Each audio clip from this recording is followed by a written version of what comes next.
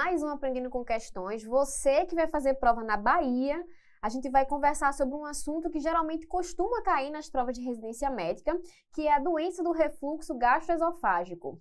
Essa questão de acesso direto caiu em 2018, uma questão discursiva, e trouxe um homem de 35 anos de idade que chegou na unidade básica de saúde com queimação retroesternal diária, principalmente após as refeições, há vários meses. Às vezes sente um gosto amargo da boca, principalmente à noite. Não tem epigastralgia, não tem empachamento pós-prandial. Acredita que o quadro piora quando ele come molho de tomate ou quando ele toma algum refrigerante. Não tem comorbidade, o exame físico não tem nada, fez endoscopia há um mês, que tem uma gastrite leve ali no antro e não tem H. pylori.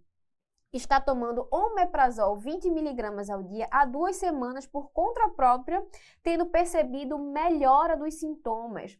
Já fez uso por outras vezes, mas sintomas sempre recorrem quando suspende a medicação.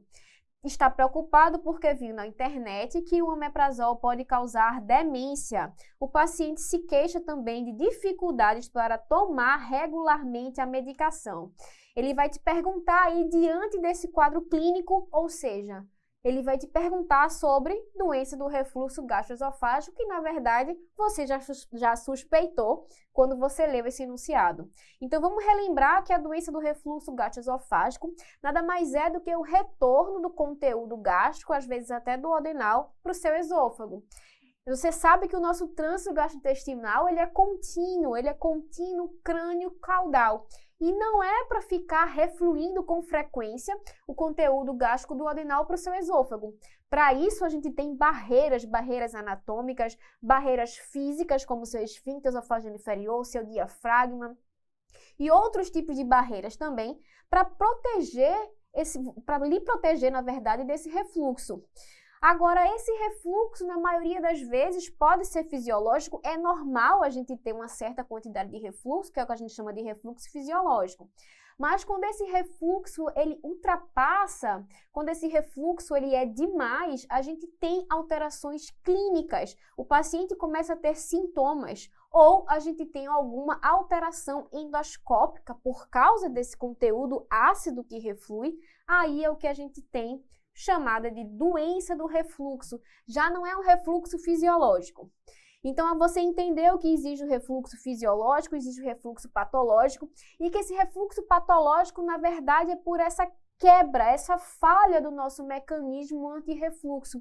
E o principal mecanismo antirrefluxo é o seu esfíncter esofagiano inferior. A gente tem basicamente 3 tipos de falha, de quebra dessa barreira mecânica propriamente dita. Primeiro é o seu relaxamento frequente do esfíncter esofagiano inferior. Como eu te falei, o esfíncter esofagiano ele relaxa. Você está ali conversando, ele relaxa algumas vezes, não relacionado à sua deglutição, e é aí que a gente tem o refluxo fisiológico. Mas se ele relaxar frequentemente, aí é um problema. Outro mecanismo de quebra de barreira é quando o seu esfíncter ele é hipotônico. Você sabe que o seu esfíncter esofagiano inferior ele tem um tônus basal, justamente para evitar o seu refluxo. E quando você deglute, a função dele é relaxar para o seu alimento transpor do esôfago para o estômago.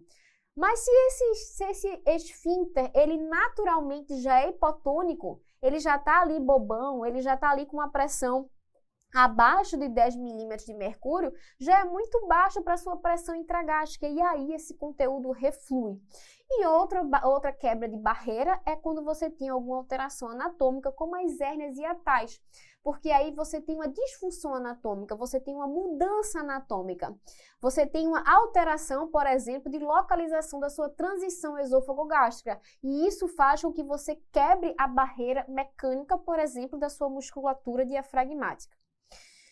Como é que esse paciente se apresenta? Clássico, grande maioria, cerca de 80% dos pacientes vão chegar referindo queimação retroesternal e pirose. E isso vai estar no teu enunciado da prova, que foi o que a gente começou a ler no começo aqui da nossa conversa. Queimação retroesternal e pirose. Outros sintomas menos comuns são regurgitação, alguma dor ou algum desconforto abdominal, disfagia para sólido, rouquidão E geralmente esses pacientes podem aspirar esse conteúdo que reflui. E aí a gente tem um problema. Porque aí esse paciente passa a ter microaspirações e a gente começa a ter sintomas atípicos da doença do refluxo, que são sintomas basicamente extragastrointestinais. O paciente começa a ter uma tosse mais frequente, o paciente tem uma disfonia, o paciente está dispneico, faz laringoespasmo, e pode fazer algum tipo de doença pulmonar infecciosa, alguma pneumonite química, por exemplo, por essas microaspirações. E, na verdade, essa apresentação clínica, ela basicamente te dá o diagnóstico. Paciente que chegou com esses sintomas, você já tem que pensar no diagnóstico de doença do refluxo. Isso na tua vida e isso na tua questão de prova. Porque o diagnóstico, na verdade, é você suspeitar diante de uma apresentação clínica, diante daqueles sintomas típicos que te falei, de queimação, de pirose. E se o paciente não tem nenhum sinal de alarme, por exemplo, o paciente não tem nenhuma perda de peso significativa, uma perda de peso não esperada, o paciente não tem uma astenia e aí você pede um exame, ele está lá com anemia inexplicada, o paciente não tem história de câncer na família, o paciente não tem vômitos que são inexplicáveis, vômitos recorrentes. Se ele não tem nenhum sinal de alarme, você está autorizado a supor que aquela clínica do paciente é devida a uma doença do refluxo gastroesofágico e você também está autorizado a fazer a prova terapêutica. Que a prova terapêutica, na verdade, ela é diagnóstica e também é o tratamento. Então, você faz um tratamento empírico de inibidor de bomba de próton por aproximadamente 8 semanas e esse paciente deve melhorar.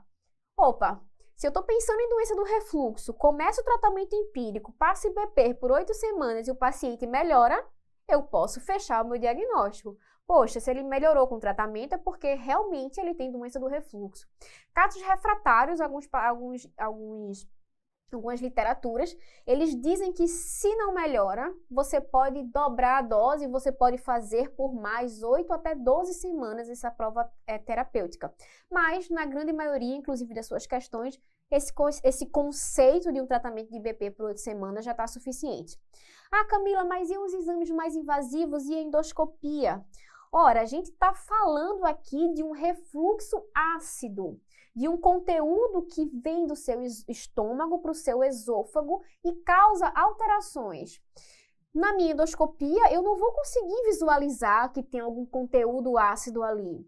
Então, na endoscopia, na verdade, a gente faz um diagnóstico de exclusão. O paciente tem sinal de alarme, a gente precisa excluir se tem neoplasia. Basicamente, é a grande indicação da endoscopia digestiva. Tem também a esôfagomanometria, que é a manometria, na verdade, é uma medição de pressão intraesofágica e ela tem algumas indicações que a gente vai conversar sobre ela quando falar de tratamento. Mas a esôfagomanometria faz parte de um arsenal terapêutico, principalmente se você vai submeter o paciente a um tratamento cirúrgico.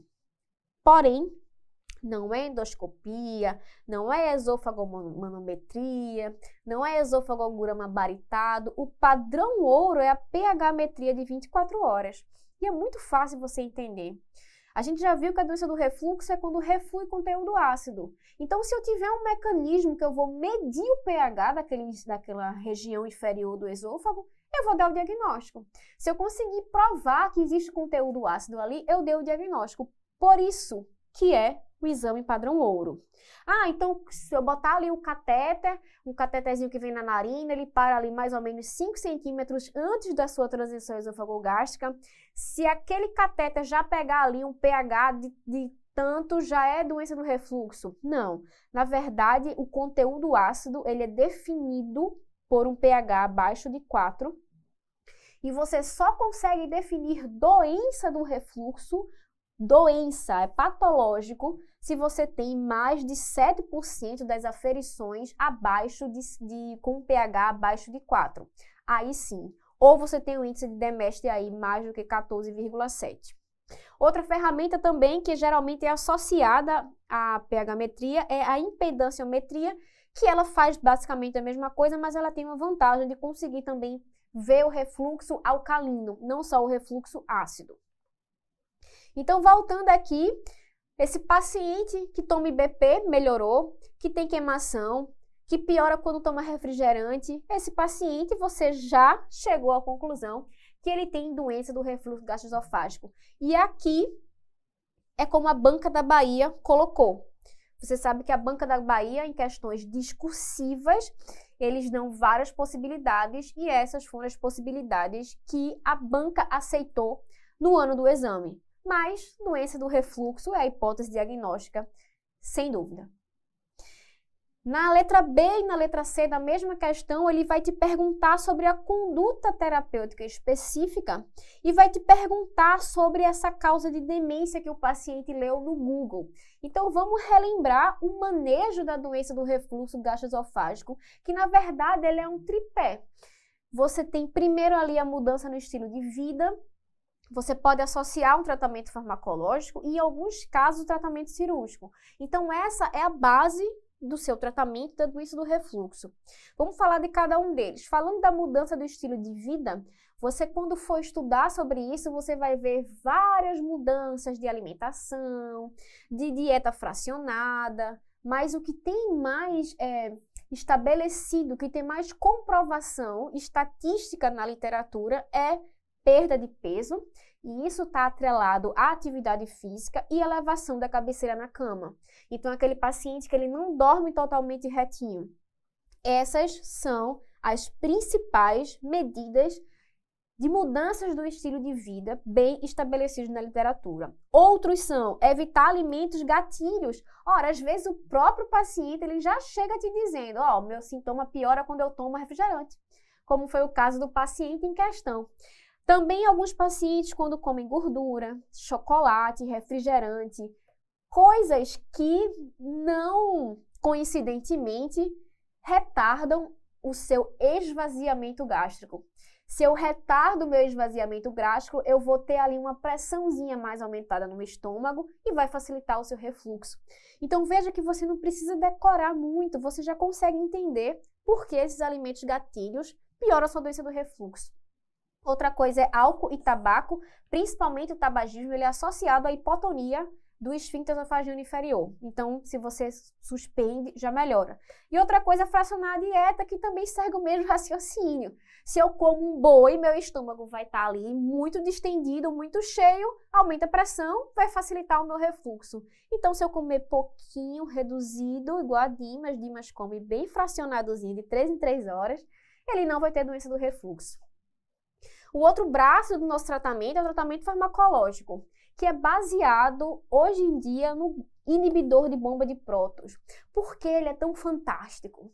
O inibidor de bomba de próton, ele faz exatamente isso, ele inibe a bomba protônica da sua célula parietal.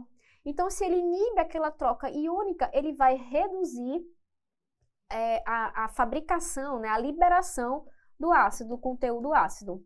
Por isso que ele tem resultados tão eficazes. E, na verdade, essa ligação do inibidor de bomba de próton, essa ligação à bomba protônica é uma ligação irreversível. Por isso que ele tem bons resultados e é o nosso tratamento base, é o nosso tratamento de primeira linha. Outras classes de medicamentos também podem ser utilizadas, como o bloqueador H2, da nossa antiga ranitidina, por exemplo, e também temos agentes de barreiras que formam filmes protetores de mucosa, como o sucralfato.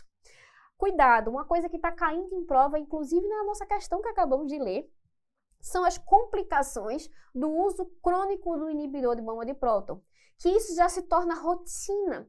O inibidor de bomba de próton está muito banalizado. Às vezes o paciente, sentiu uma queimação, não sei o quê. Às vezes não é nada, às vezes é só porque comeu muita coisa, comeu aquela feijoada no fim de semana, e aí se sentiu mal. Não, vou tomar meu omeprazolzinho aqui e pronto. A gente sabe que não é inócuo. O inibidor de bomba de próton, principalmente a longo prazo, ele pode trazer consequências. E quais são as mais cobradas em prova? Primeiro, a deficiência de B12 com sintomas neurológicos.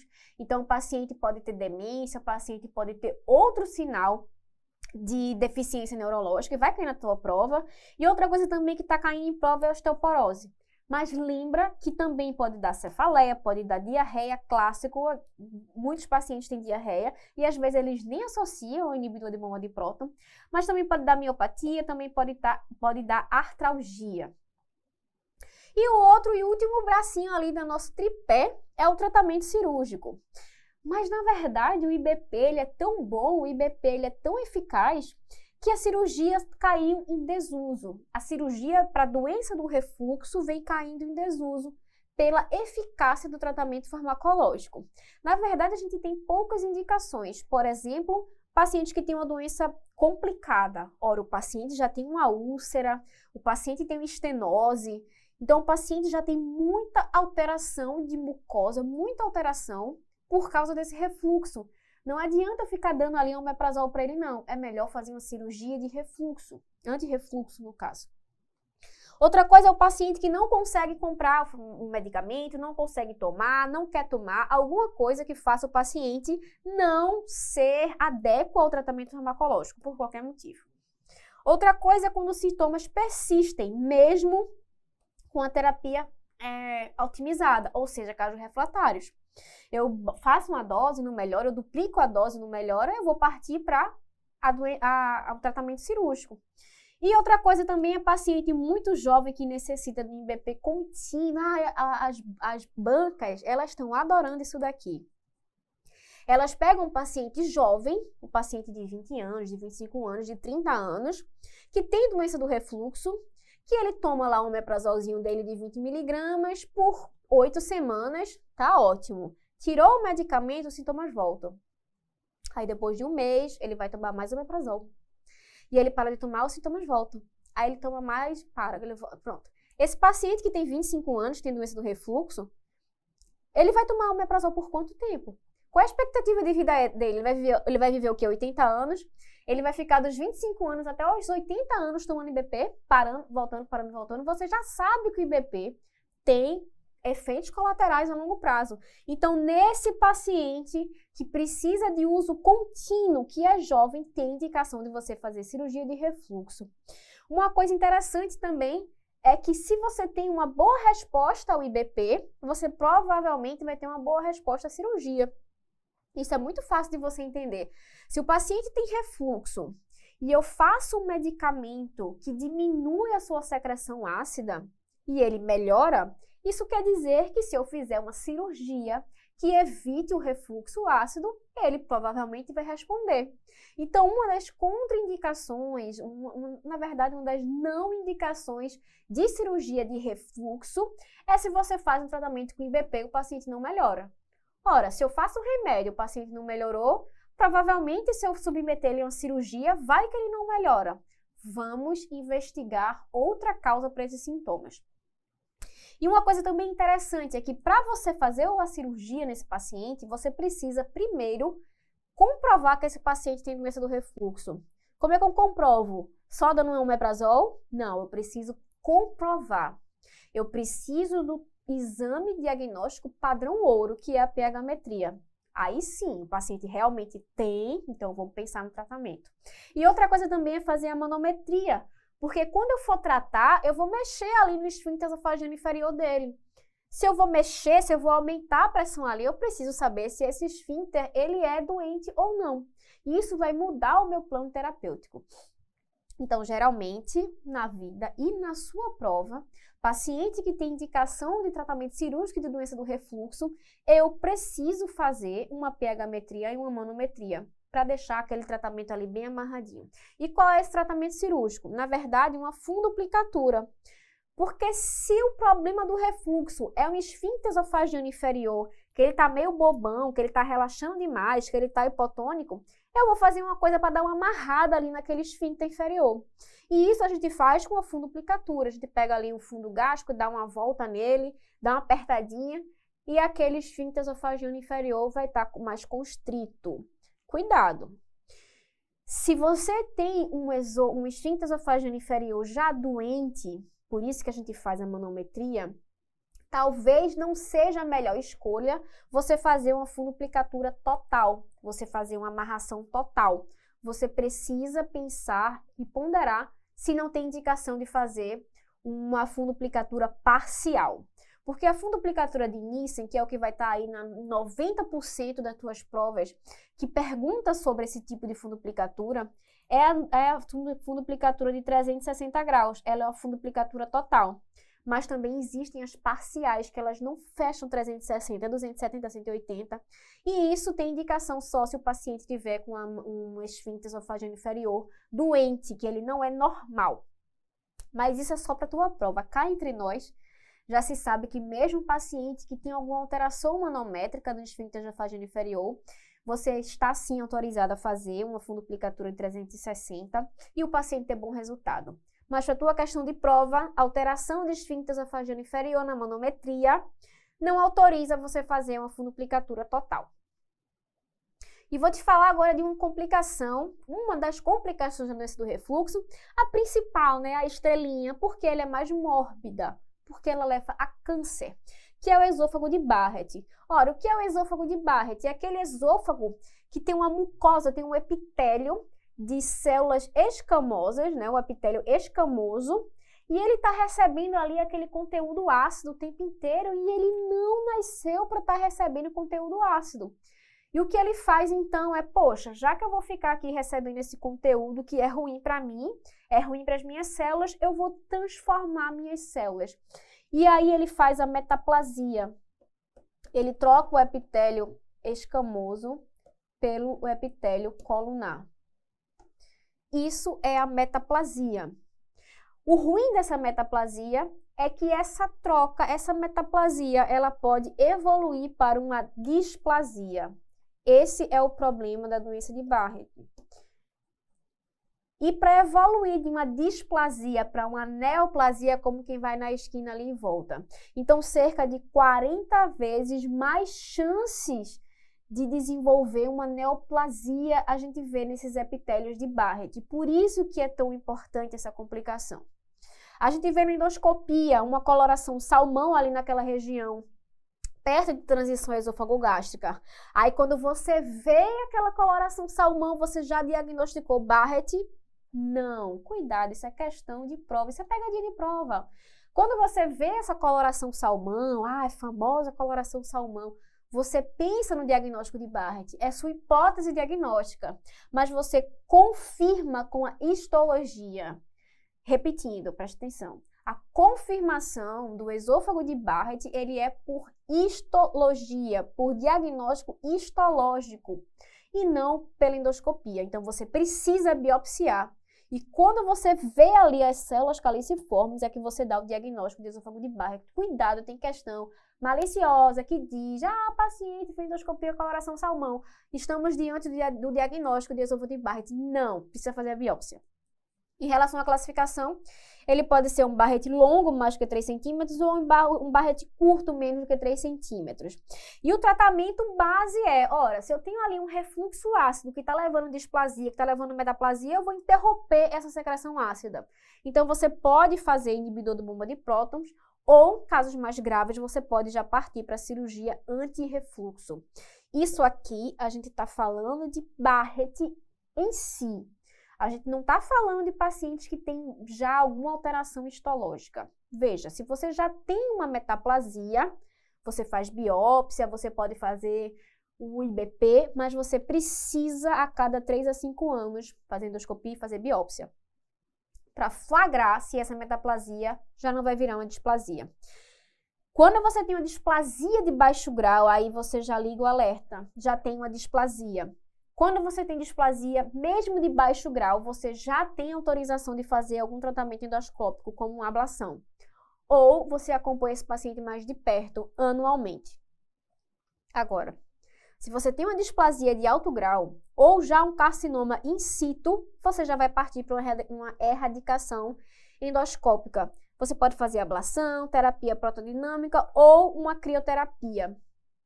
Mas, se na sua biópsia já vinha algum tipo de adenocarcinoma mais invasivo, gente, isso é câncer de esôfago. Você vai tratar como câncer de esôfago com algum grau de esofagectomia. Então, vamos voltar aqui para a letra B, que ele diz que a conduta, ele te pergunta, na verdade, qual é a conduta específica de eficácia comprovável alternativa ao tratamento que o paciente já faz. Ele já faz IBP, ele já faz, aí toma, e melhora, e piora, e para, e volta. O tratamento é tratamento cirúrgico. O tratamento cirúrgico é eficaz.